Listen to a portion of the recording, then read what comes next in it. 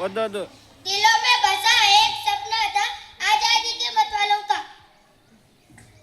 जश्न है भारत की आजादी के 80 सालों का। ऐसा भी क्या किया है भारत ने इन 80 सालों में जो तुम जश्न मना रहे हो।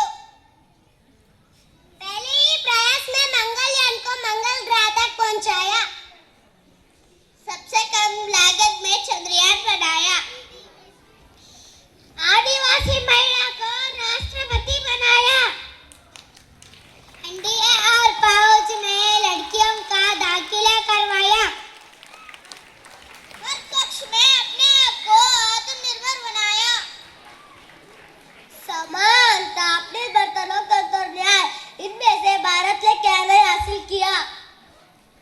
और तुम पूछ रहे हो भारत ने इन 80 सालों में क्या नहीं हासिल कर पाया। अरे भाई लोगों, आपकी बड़ी बड़ी बात है। अब लोगों से पूछती हूँ मैं, क्या यही है आजादी के महीने, क्या यही है आजादी के मतलब।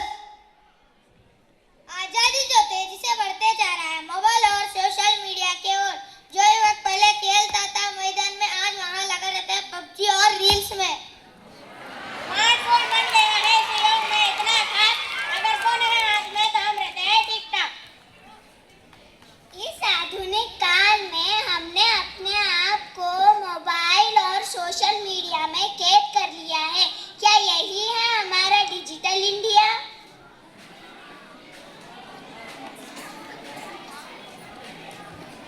जब मोबाइल के हाथ में आते ही हम बाहर की दुनिया को भूल गए।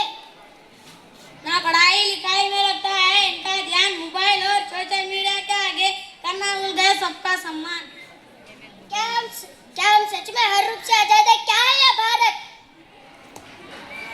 भारत कोई जमीन का टुकड़ा नहीं, जीता जागता राष्ट्र पुरुष है। हिमालय इसका मस्तक है, गौरी शंकर शिखा है, कश्मीर किरीट है, पंजाब और बंगाल का विशाल कंधे है, विंध्याचल कटिल नर्मदा करदली है, पूर्वी और पश्चिम घाट दो विशाल जंगल है, कन्याकुमारी इसकी चरण है और सागर इसकी पग पकाता है, प्रवास के काले काले मेघ इसके कुंतल केश है, चांद और सूरज इसकी आरती उतरते हैं।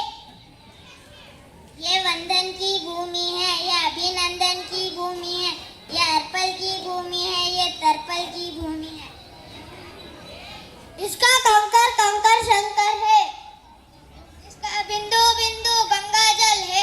हम जिएंगे तो इसके लिए, हम मरेंगे तो इसके लिए, और मरने के बाद भी गंगा में बहती हुई हमारे आंखों को यदि कोई कान लगाकर सुनेगा तो उसे केवल एक ही आवाज सुनाई देगी, भारत माता की जय।